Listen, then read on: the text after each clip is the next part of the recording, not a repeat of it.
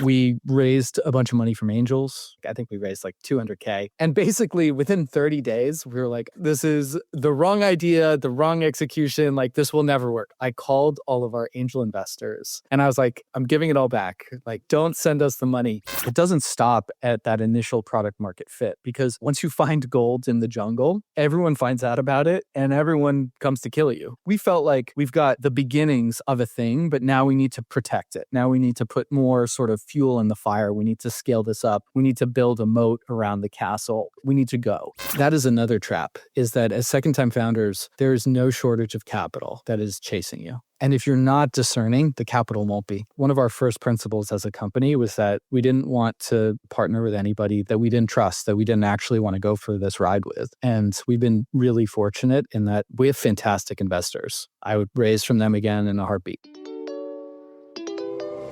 That's product market fit. Product market fit. Product market fit. I called it the product market fit question. Product market fit. Product market fit. Product market fit. Product market fit. I mean, the name of the show is Product Market Fit. Do you think the Product Market Fit show has product market fit? Because if you do, then there's something you just have to do. You have to take out your phone. You have to leave the show 5 stars. It lets us reach more founders and it lets us get better guests. Thank you. Alex, welcome to the show, man. Thank you for having me. You and your founders have been in the MarTech world for a while now. I mean, Bluefish, which is the company you're running today, just raised $20 million Series A from NEA. Your last company was also MarTech, sold to Microsoft. Your founder's last company was sold to Facebook. So impressive track record that you're building. Let's kind of go through all of it. I mean, we'll talk about obviously Bluefish, what you're doing today, but everything I assume is going to feed into that, especially because, multi-time founder and also in the same space. So maybe let's start at your previous company. Like, what was that and when and how did that start? I'll take you back to the beginning because it was messy. So I graduated college in 2008. And my plan at the time was to go work in some, white collar profession, go be a management consultant. Like, my dream was to go work at like a McKinsey or Bain. What a sad dream, dude. It was terrible. It was terrible. So 2008 happens, financial crisis, and all of a sudden there were none of those corporate jobs. Didn't exist. So I'm like unemployed, totally broke. And my friend's like, well, I'm working at this startup. Why don't you come, work with me? I was like, what is a startup? Like, what does that even mean? Yeah, it was different back then. It was not cool to be like in startup world. Yeah. Totally different. Like circa 2008, if you're at a cocktail party and everyone's doing the thing, like, what do you do? And you're the guy who's like, oh, I work at a startup. Everyone looks at you like, how can I help? Something has gone really terribly wrong. Did you eat last few days? You need anything? Yeah. Right. So I joined this company. They had just raised their Series A. I was employee like 20 or something. And they were basically building like a MarTech company. This is like programmatic media was in its earliest days. And I like immediately fell in love with this thing. It was this like true meritocracy. It was us against the world. We were in this really tiny cottage industry that nobody understood. And what was the company called? It's called Media Math. Okay. We'd go pitch these like agencies and brands, and it would be, in the waiting room, it would be like Google, Yahoo at the time, and then like us. And everyone's like, who are these guys? And I just loved it because we felt like pirates. And so that company grew really quickly. And so I was there for about 3 years and primarily working as a product manager. And I was like, startups are it. This is the coolest thing ever. I love it. Building products. And remember, at that time, it really did feel like a magic trick because you could go from like a PowerPoint presentation to like a commercially viable MVP to customers to fundraise. That felt like magic in 2008. It was just unlike anything else I'd experienced. And your background wasn't in like design or anything related to product, right? You just kind of learned it all on the job. Yeah. No. I was a history major. So like, ask me about like European revolutions. I mean, you did say circa 2008. So already that was like, okay, interesting. Yes. So after a few years at that company, I was like, I got to do this myself. I had someone I'd worked with on the engineering team at that company. We left and we started a company that was originally called Spotfronts. And the idea was to basically take the technology that we had been building at that previous company for the Fortune 500 and apply it to SMBs. We were going to democratize this new tech. We raised a bunch of money from angels, who were executives that had worked with us in the past. They believed in us. We raised from like family and friends. It was the classic. I think we raised like 200K. It was more money than I had seen in my life. And this was when? This was 2015. Okay. And basically within 30 days, we were like, oh, this is completely wrong. This is the wrong idea, the wrong execution. Like, this will never work. And I will never forget this. I called all of our angel investors who had like sort of soft circled money for this angel raise. And I was like, I'm giving it all back. Like, don't send us the money because we're wrong. And these were all professional angels that had written, hundreds of checks like this. And they were like, no. That's not how this works. Like, you're taking the money, go figure out what to do with it. We're betting on you guys. We're not betting on this sort of V1 idea. Go figure it out. And that was sort of the starting point of what became Promote IQ that we ended up selling to Microsoft, 10 years later. But basically, we went through kind of the classic grind of moving through these iterative stages of product development where we would build a thing, go take it to sort of our customers. They'd say, okay, 90% of what you're pitching us is wrong, but there's this little kernel of something here that's interesting. What were some of those first ideas and then the little slivers that made it on to the next step and the next step? So the first company was, hey, let's build this sort of programmatic media platform for SMBs. So basically an ad tech platform that helps mom and pop shops advertise on the internet with the same technology that like Pepsi and American Express use. I wouldn't wish like SMB MarTech on my worst enemies. Unit economics make no sense. It's just a really, really tough space. And props to companies like HubSpot that, figured it out. But anyway, so I think pretty quickly we realized, hey, this isn't the right thing. And so we went to a bunch of corporates and we were like, hey, we built this thing. Is there anything in here that sort of resonates with you? And we ended up talking to a lot of large corporates that served middle markets. So for example, like our first customer was JP Chase. They had their Chase Inc. credit card that was marketed to SMBs. And they were like, well, we're really all about offering additional perks and services to our SMB customers. Why don't you guys build us this kind of white label marketing thing that helps us provide marketing services to those SMBs? And so we're like, okay, cool. So we did that for them. And then we took what we built for JP Morgan. We went to all the other banks and all these other SMB firms. And we're like, hey, it's this platform that helps you offer marketing services. And every time we did an iteration like that, the feedback would be like, here's all the stuff that doesn't resonate, that we're not interested in, but here's the thing that is really compelling. Go make more stuff like this. So we ended up building kind of this like middleware ad tech platform that sort of could be white labeled and plugged into a variety of different use cases. And we did that for about 2 years. It made money. We had a bunch of customers. What did it do exactly? It was a marketing automation platform. You could take a interface like the JP Chase, like small business interface. They could put in like a really limited number of marketing parameters. Like, I run a pizza shop in New York City, and here's the sort of customers that we work with, really finite parameters. We would take those inputs and we would sort of multiply it out into a really sophisticated, targeted programmatic marketing campaign that was engaging really tailored, targeted customer segments across Facebook, across Google, across the internet. Today, this is how everybody does it. But back in 2015, this was something that was totally inaccessible to SMBs. And by the way, who creates like the ad sets and all that stuff? We did all of that. Yeah. So we automated everything. So business would say like, we're the pizza shop. Here's our customers. We can spend $100 a month. And we would turn that into like tens of thousands of lines of code and, a campaign with creatives and targeting and analytics and reporting. It was one of those businesses that it worked, but it wasn't a venture business. It wasn't growing quickly. And so we were generating cash flow. We were really broke. We could like pay rent barely with this. And so it was me and this co-founder and, a scrappy team of like 2 or 3 other people. And I remember we had for a year and a half, 2 months of runway in the bank the entire time. How old are you, by the way, at this point? I'm 25. Okay. You can play that game sort of thing. Yeah, but keep in mind, like at this point, financial crisis is over. And so now all of my friends have these great like corporate jobs. And so they're like pulling in like 6 figures. I'm sort of like, man, I've made some horrible choices in my life. Like this is like very questionable. Yes. Yeah. My family's like, oh man, like where are those tuition dollars going? So I've paid myself, I don't know, $30,000 a year, something like that. And my co-founder was like, hey, like this is a good idea, right? Like that we should keep doing this. Like, are you sure?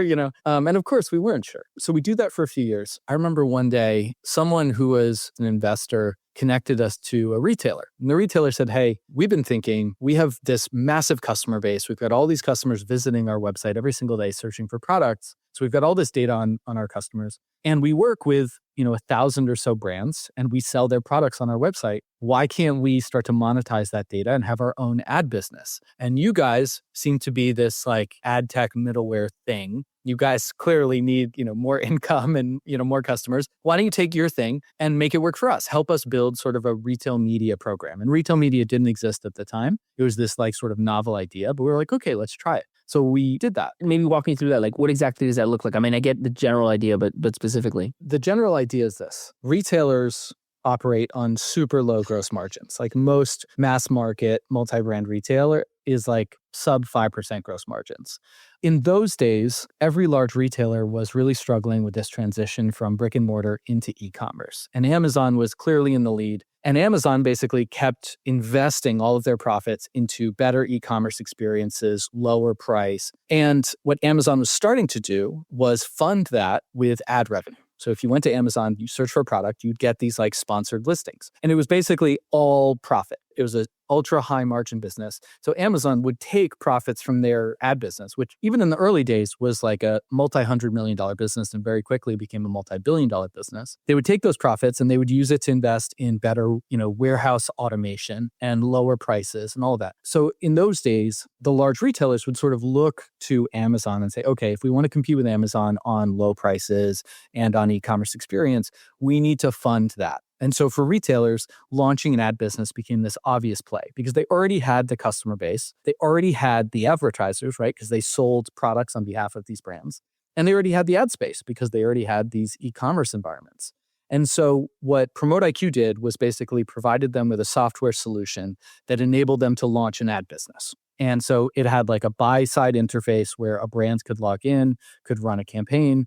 There was a retailer-facing interface where they could set up their ad program, design ad units, figure out what prices to charge.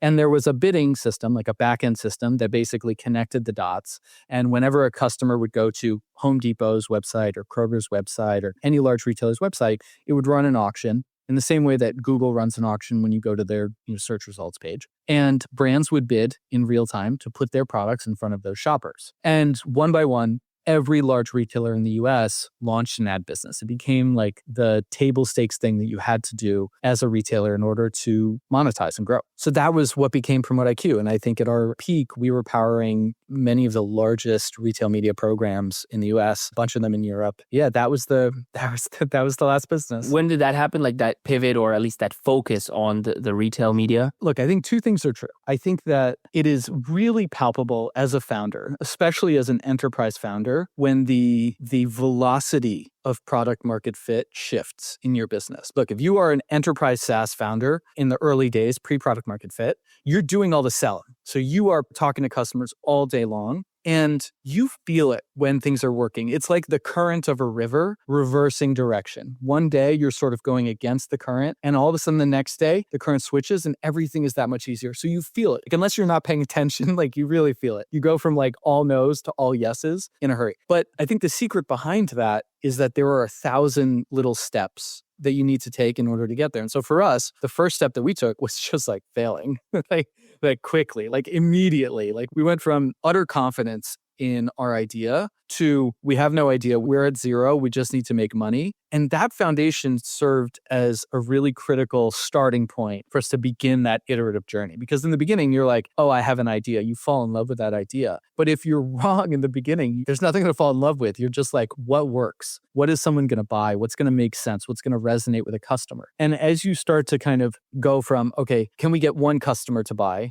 to can we get 10, to can we get 100? It is this like forcing function for you to really start to think about what are the drivers of each conversion. When a Fortune 500 customer says yes, they don't say yes by accident. There are all of these elements that need to be true. And so have you ever done like a 1,000-piece puzzle and you just like dump it onto a table and you're looking at this like pile of puzzle pieces? Yes. You start by kind of like framing it up. Like, let's find the borders, the corners. I think product market fit is like that. And you have these inflection points where, okay, you have the frame. Now you're starting to fill in the pieces in between. But it's still a 1,000-piece puzzle. I agree. It's interesting actually that you say that, just going on a tangent. It's not totally a 0-to-1 event. It is kind of something that you build towards, but it isn't in the way that you might imagine, especially as a first-time founder, which often is about, I have a potential customer, I have a product, and you get into this you add a feature and then another feature, which is a very common mistake, right? And then you keep adding features and you're like, at some point we'll get there. That's actually not how it happens. And even in your description of it isn't how it happens. Like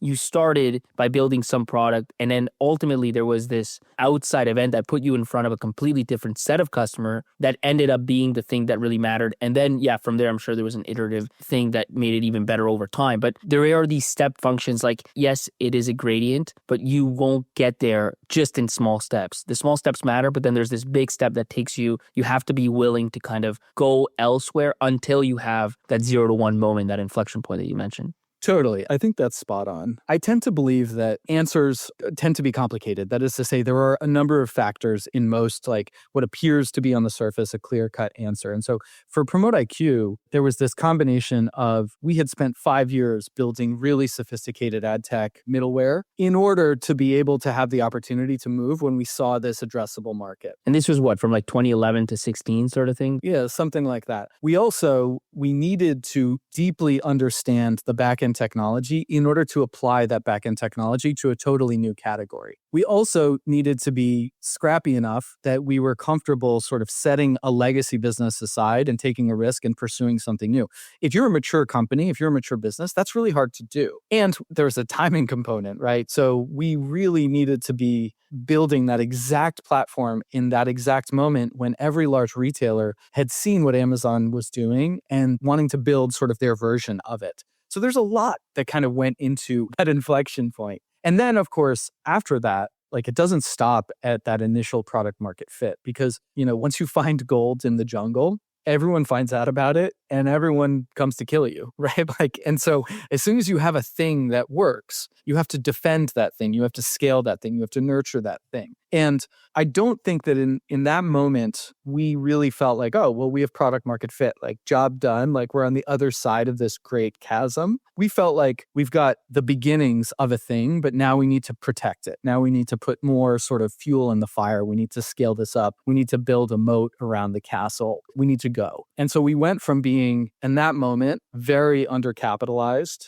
to like raising money really quickly. How much did you raise? I think we went from having raised like $2 million to raising like somewhere between 10 and 15. So we took that first big kind of slug of capital. And so like the dynamic of the business changes and it feels uncomfortable at the time because again, you don't know that you have real decisive product market fit. You see all the signals around you, but in that moment, it feels like a risk to really step on the gas. It feels like nothing but risk. And I'm glad we did at that time because basically a year after our category exploded. And I think overnight we had like 3 or 4 big competitors, not to mention legacy incumbents that were moving into the space. It went from a desert to a jungle really, really quickly. And so I think like now, as a somewhat more seasoned founder, anytime you have a sort of inflection point in the business or you discover something or you feel like you have real fit, my second thought is paranoia. My second thought is like, okay, there is some other team somewhere that is learning the same thing or that is about to. And I think you really have to sort of pull yourself out of your own bubble and realize like, if we see this, other people can see it too. We got to move. Maybe just to follow up on that, like how much of that mode, besides, raising money and stuff, how much of it is product that you build and how much of it is just speed? You're helping Home Depot add ads to its website. Okay, like what stops somebody else from doing the same thing for dozens and dozens of other retailers? Nothing really. How do you win more than anybody else? Is it because of something you see that others don't, or is it just because you move faster? And that fundamentally is the only thing. So I think that's a great example of what I was saying earlier in that I don't think there is sort of a single magical solution for creating a moat. I think the answer tends to involve a few different factors. And of course, those factors that like those different ingredients in the cake, I think are different across different product categories and verticals, et cetera. But for us at Promote IQ, it was a combination of things. The first thing was we were selling into the largest corporations in the world. We were selling, like our customers were $100 billion corporations. It was a 6 to 12 month sales cycle. We were selling a new business into some of the most conservative organizations in the world. We typically needed to get 3 or 4 different stakeholder teams to sign off on this initiative. it was a brutal sales cycle. Like the first and most important element in our moat was that we just had a greater pain tolerance than anyone else. I remember in those days, people just saying, we don't sell to retailers because it's just too hard. We just stay away. There is sort of a graveyard for startups. And I think like our biggest moat was the thing that scared everyone else away, we saw as a strategic advantage. We're like, oh, okay, so if we can figure it out, that means that we're going to have a little bit of time and space to go and figure this category out. So sales cycle was one. Two was we were building essentially a marketplace, right? Like on one side, we had all of these retailers. On the other side, we had all of these brands that were running campaigns. It wasn't like a single retailer marketplace. It was across all the different retailers on the buy side. So there's network effects very quickly that you accrue there. I think the third thing was we were, from a product point of view, we were more comfortable taking risks than a lot of other players in the space. And that, I think, is the element of speed that you're talking about.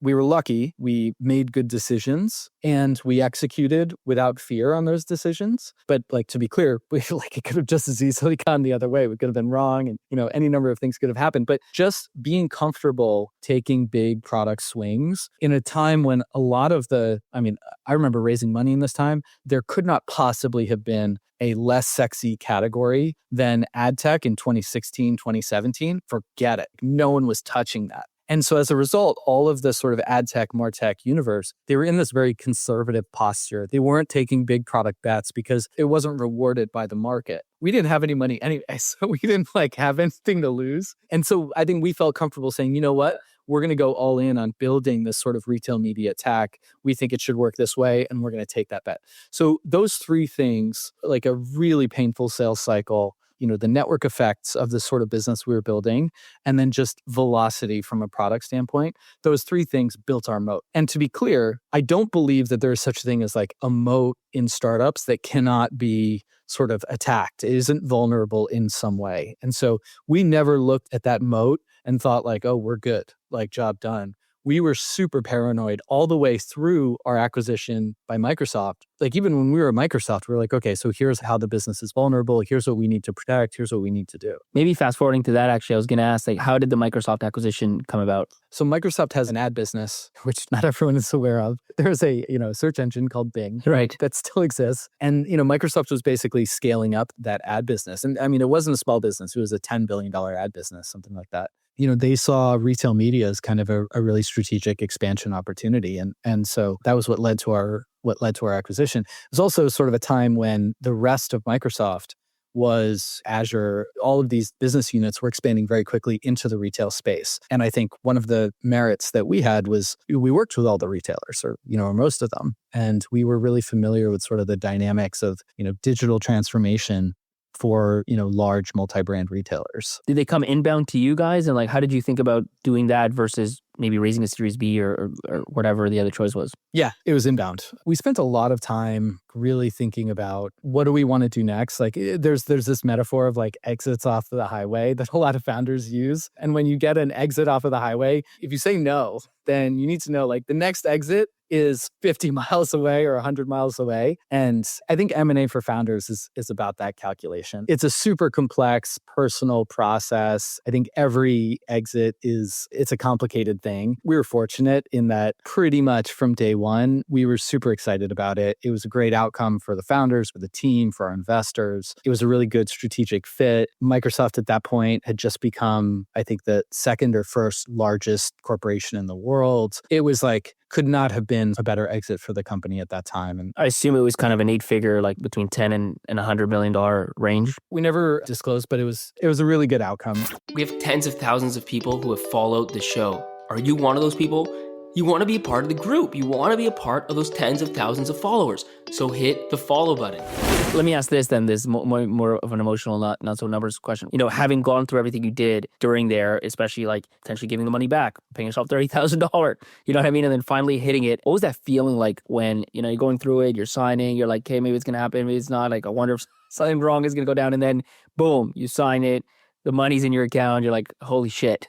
What's that day like? That day is nuts. I still remember I had $2,000 in my checking account. And so I was like looking at my Wells Fargo app and it was like $2,010. Like that That's it. Crazy. And then all of a sudden, a bunch of zeros. It was great. We were thrilled. And I think this is true of of most startup teams, but we had spent so much time really grinding it out to make that company a success that there was this explosion of euphoria. I remember announcing it to the team, and there were kids on the team that bought houses a month later. It was just so cool. As a founder, there's really few things that are as gratifying as that. We couldn't have been happier at the time. So then let's move forward to what you're doing now, which is Bluefish. How does that, I assume you work at Microsoft for a few years. When does this idea for Bluefish happen? So I was at Microsoft for about 3 years and then left and sort of took a sabbatical. It was such a cliche, post-exit sabbatical, did some traveling. The first 6 months are just amazing because you feel this the weight is off your back. I think when I left Microsoft, I was managing a team of 400. We were still this super high growth business within Microsoft. I mean, really, really strong execution on all fronts. How many employees did you have at exit? 50. Okay. That's crazy. Yeah, no, we grew a ton within Microsoft. It was really successful. And so the day after you leave, it's really quiet. You're not a CEO anymore. It must be weird for a bit, not worrying about anything. You're should I be worried? What's going on? So in the beginning, you're just thrilled. I remember I took a trip right afterwards, went for a swim in the ocean, and it was pure bliss. Problem is, you can do that for 6 months. And then after 6 months, you're sort of oh. I think at the time I was 35 and I was okay, well, do I just retire? What does that look like? What? Look, every post-exit founder goes through the same thing. There are a bunch of great groups that I joined, similar founders in similar positions. And very quickly, you're just I want to get back to work. I miss problem solving. I miss working with people. I miss the challenge. I miss the intensity of it. All of the stuff that you enjoy as a founder, you don't stop wanting that. You don't stop enjoying that or getting fulfillment from it. So what happened for me is that I had 6 months of vacation, which was awesome. I, built a house, I traveled, it was great. And then after that, you get into this sort of valley of shadows where you're oh, I am not useful. I'm not contributing. I have nothing to show for myself. And by the way, this is a phenomenon that you see not just in startup land, you see it across the business world. A lot of people when they retire go through that, even later in career. You see this with professional athletes, when you're not on the team anymore, or when you come back from the Olympics. The first few months are great, really relaxing. And then you're oh, I'm an ex-Olympian. What do I do now? And so for me, I was really fortunate in that I'd worked with a great team in the past and they were all sort of getting bored and restless. And we started riffing on kind of what the next thing looked like. And we had a bunch of really, really horrible ideas. And as second-time founders, you know more. And so you sort of believe that these ideas are better. You're oh, no. I know how these markets work.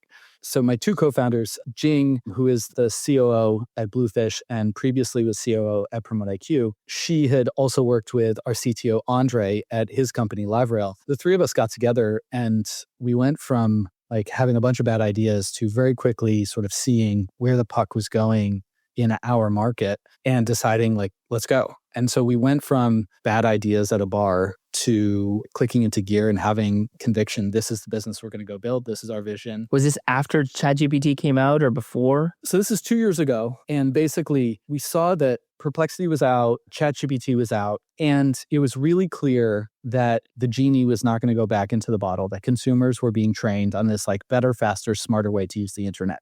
From a marketer's point of view, it didn't exist as a channel. If you called the CMO of any Fortune 500 company 2 years ago and said, hey, what is your use of AI? They would say AI is a really effective tool for lowering production costs. This is a great way for us to save money and sort of do more with less, maybe, optimize some campaigns. But the idea that AI was turning into its own channel, a place where the eyeballs and consumers were going, was very novel at the time. But I think we had the luxury of, we've worked in MarTech for 20 years. And MarTech, every 5 to 10 years, you get a new marketing channel that emerges, and it plays out the same way every single time. You get new technology that changes how consumers use the internet, right? The rise of search, the rise of social, the rise of mobile. So new tech, consumers start using that tech to navigate the internet in new ways. Marketers initially don't know what to do with this new tech. So there's when social media came out, marketers were no, this is not for us. Or when mobile came out, marketers were why do we need a mobile website? Consumers will never shop on their phones. But eventually, as consumer adoption scales, it becomes really clear that that's where the eyeballs are going. And that as marketers, sort of an opportunity for you to engage those consumers in new ways, tell your story, you end up with sort of a nascent marketing channel. Then you get a bunch of capital that pumps into the space. You get a bunch of startups, some good, some not so good. And eventually it starts to mature and you end up with best practices, a clear value chain, a clear ecosystem. It's similar, by the way, to, as you say, like of what happened to Promote IQ, like retail being a new channel, right? Totally. The reason that we saw it first was because we had that pattern recognition, because we had built platforms in the previous channels on the internet. And we'd already worked with a lot of the CMOs. And so when we started Bluefish, we basically called up every CMO of every blue chip company that we knew. And we said, hey, look, this is where the market's going. Over the next 5 to 10 years, your marketing stack is going to need to be rebuilt for this new AI channel. Why don't you be a design partner with us? We'll build you the enterprise marketing platform that you need to manage this new channel with the same sophistication that you manage any other marketing channel. And if you get in on the ground floor, we'll do it for free. We'll build it for you based on your spec. And that was how we spent the first 6 months of Bluefish, was just like deep design partnerships with some of the largest brands in the world. Was that relatively easy given your background in the relationships? It was easier for us, yeah, because we had the credibility. Enterprises are super conservative. There is no shortage of startups that are pitching any Fortune 500 saying, we have a solution for blah, blah, blah. And so we did have an advantage for sure. And I think as a second-time founder, you really have no qualms using your advantages because, by the way, you have plenty of new disadvantages. Like second-time founders have plenty of blind spots that first-time founders don't have. Like what? Confirmation bias, for sure. If you have found any sort of success in the business world, regardless of whether you're a founder, there's a part of you that's like, oh, I know how to do this. And that is the most dangerous thing of all. Like you have to maintain a growth mindset and set all of that aside. And I think for us as second-time founders, it has been really critical to just hold ourselves accountable and just be like, is this a good idea? How do we know? Is this just like a feeling we have or can we actually demonstrate it? And I think for that reason, the fundraising process is a really good crucible for all startups because just putting together a pitch deck, and in our earliest days as Bluefish, we raised our first round without a business. It was an idea and a pitch deck. And just that process of holding ourselves accountable to, hey, we are not going to lose a penny of our investors' money. This needs to be a really rock solid sort of play in the space was really helpful because as second-time founders, you can raise money. How much did you raise for your seed? Our pre-seed was 3.5. I think that is another trap, is that as second-time founders, there is no shortage of capital that is chasing you. And if you're not discerning, the capital won't be. One of our first principles as a company was that we didn't want to partner with anybody that we didn't trust, that we didn't actually want to go for this ride with. And we've been really fortunate in that we have fantastic investors. I would raise from them again in a heartbeat. It's interesting, actually, this second-time founder thing, like having met many on the show and just through investing, like there is so many different advantages. Relationships being a huge one, which leads to capital and also leads to kind of design partnerships and these sort of things. The confirmation bias piece that you bring up is an important one because it's part of it is sometimes what I see is like, for example, you take your last story, right? Promote IQ, and you might think to yourself, man, how do we skip all the bullshit? Like, how do we just skip, the part where we didn't know what the fuck we were doing, where we were failing, and we just get to that part where like things were working out. And it's not a bad idea to try to do that. But then sometimes as a result of that, you're like doing everything right on the outside. Your deck looks pretty, you raise the money. Your design partnerships are clean, well-structured, you work with good customers. And you forget that like the thing that really matters is product market fit. It's like finding that hair on fire problem, you know what I mean? So you solve this thing and you create this great product and you kind of get to move along because there are 10, 20, 30 CMOs that love you and some subset of them is going to want to move you along sort of thing. But then at some point you fall flat because you realize, oh shit, we built something nobody really cares about. Totally. One of the things I will say is that, so Bluefish only works with Fortune 500 brands. And one of the nice things about Fortune 500 brands is that they are incredibly discerning and they don't care. They're like, oh, cool, Alex sold his last company. Doesn't matter because they don't want to get fired. And this transition into AI marketing, pick any large Fortune 500 brand. If you're the CMO of that brand and you are not racing to rebuild your enterprise marketing stack for AI, you're in deep shit. So that CMO that chooses to partner with Bluefish, they do it because we're the best solution, because their team has banged on our product. They have met with everyone on our team. They have met with our other customers. They go through a rigorous procurement process specifically for that reason, They just don't care. So to answer your question, we moved beyond sort of affiliated design partners that knew us and trusted us to unaffiliated customers within 6 months, like really quickly. And it was a really important thing because I agree with you. I think there's a real risk that you are coasting on your reputation. And by the way, it's not just true with customers and products. Same thing is true with like employees. Like you get a lot of second-time founders that do like a let's get the gang back together sort of thing. And the team, they're not what they used to be. They're not, like founding teams need to be aggressive. You're not playing defense, you're playing offense. You are playing it hard and fast. It is a no-fall zone. It is super intense. You are working your ass off. And like, I don't care how much money you have in the bank because of the last company or whatever. This is day one. We are starting from zero. Realistically, there are a lot of people, and this includes founders, that can do it once and they can't do it again because it's just fucking hard. It is so hard. And I think like as a second-time founder, you have to be really clear with yourself, with your co-founders, and with the team. Do you guys want to do this again? You'll find out really quickly if you have what it takes because it is like a black hole. It just pulls you in. I love that. That's what I missed. Like I missed that intensity. And so I'm very happy to be on like the pirate ship in the hurricane. Like I am that guy, but it's not for everybody. Tell me about those 6 months with those design partners. Like, what did you focus on? What did you find out? What did you learn? So look, anytime there's a new channel, there's kind of this like hierarchy of needs that a brand has. And this applies to social, it applies to mobile, it applies to search, it applies to every time there's been one of these new channels. The first thing you need is visibility. And so when we were working with our design partners, the first thing we built was a platform that basically gave them visibility into how their products and services were being portrayed to consumers by the large language models, so that you could have real-time visibility for all of your key customer segments to understand how is Adidas being portrayed for marathon runners versus young families. And, this particular brand, how's it being compared to this other brand? What language is being used? What is your share of voice? What's your favorability? What's your visibility? So like that was step one, was can we give these marketing teams visibility into this new channel? Then, of course, once you have that visibility, the next thing is like, okay, well, we see a bunch of things we don't like. There's a bunch of problems that we want to address. Maybe we have low share of voice, or maybe we're not being portrayed accurately. We're not being portrayed favorably, or, hey, this is a target customer segment that's really important for this particular product line. We're ranked 10th versus all these other players. So you have sort of a to-do list. And our customers are the most sophisticated marketers in the world. They have fantastic marketing teams across search, across content marketing, brand marketing, PR, corp comms, paid editorial, social. So how should all of those teams take action? What should they do to optimize for this new channel? So our next product that we sort of co-designed with these companies was an organic optimization tool. So that if you're on the team, for example, that is building website content, that content can be optimized for LLMs. Like maybe ChatGPT is pulling heavily from Reddit because somebody logged onto Reddit and wrote a 3,000 word article about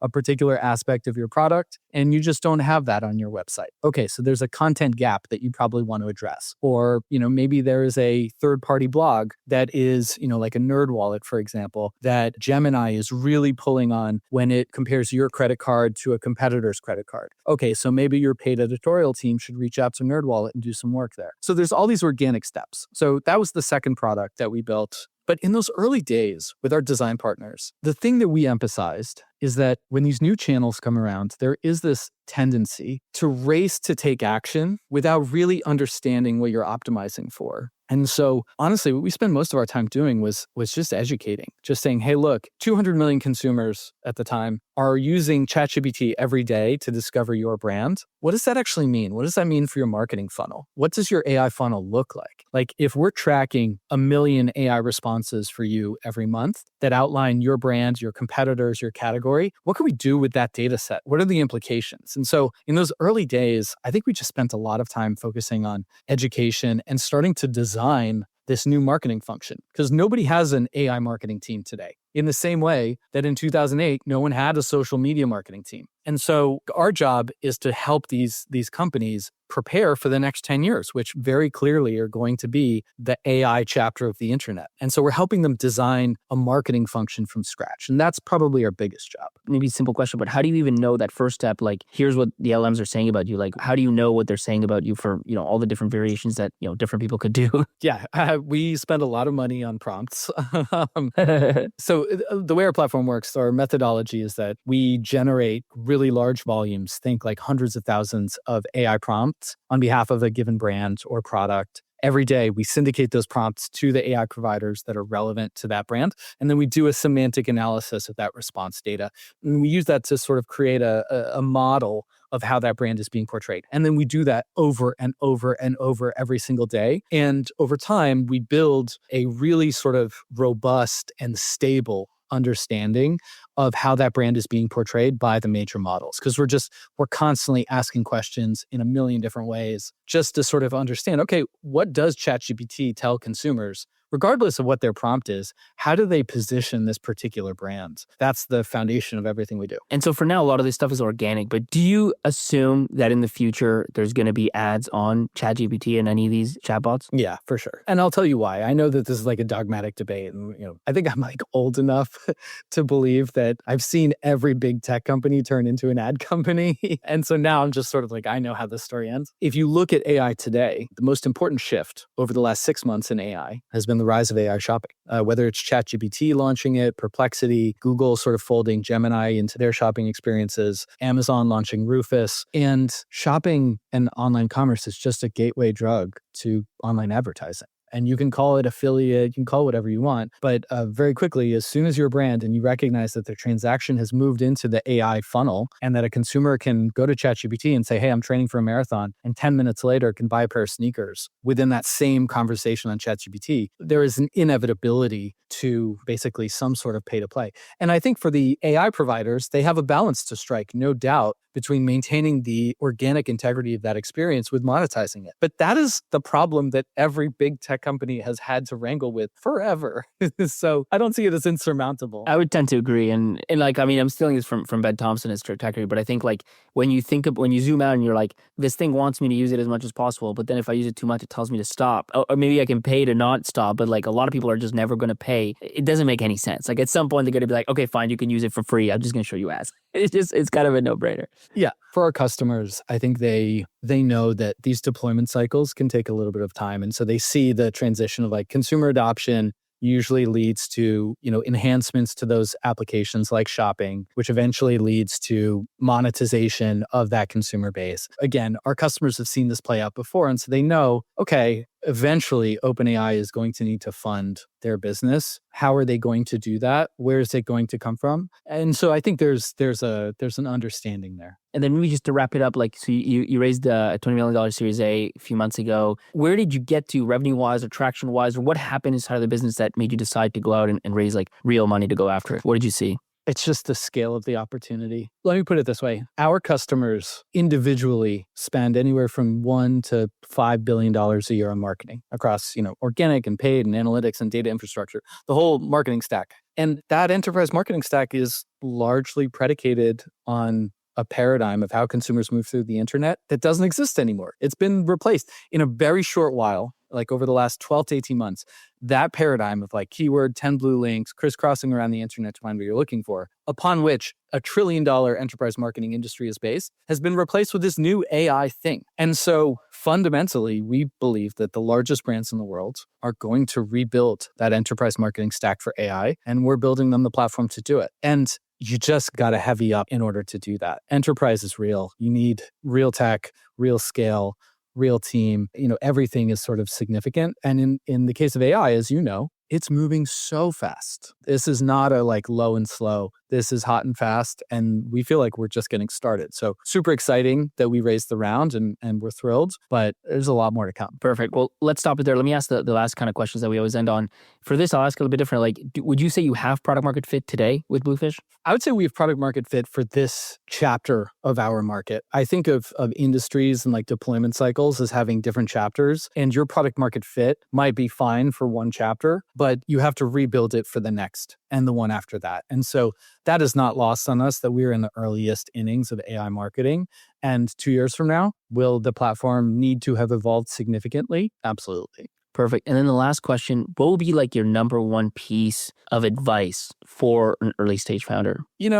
Look, I'm an enterprise guy, which means like for me, like my radar comes from like having conversations with customers without the direct connection to customers, I'm totally blind. And so my number one piece of advice is just get on the plane. Always get on the plane. Go meet with your customers. It never makes sense. No one wants to get on the plane. It's always like, well, this is an informational meeting. Why do I need to be there in person? I've got so much other stuff to do. For me, at least, the most impactful thing that I've done as a founder is just spend more time with customers. And I know that sounds obvious, but I cannot tell you the number of times I have met with a customer somewhere in the US and they've said, you know what? None of our other startup vendors have ever come to our office. That is crazy to me. And so, yeah, that's my advice. Get on the plane. Awesome. Love it, man. Well, dude, thanks so much for jumping on the show, man. It's been great. Oh, of course. Yeah, so great. Thank you for having me.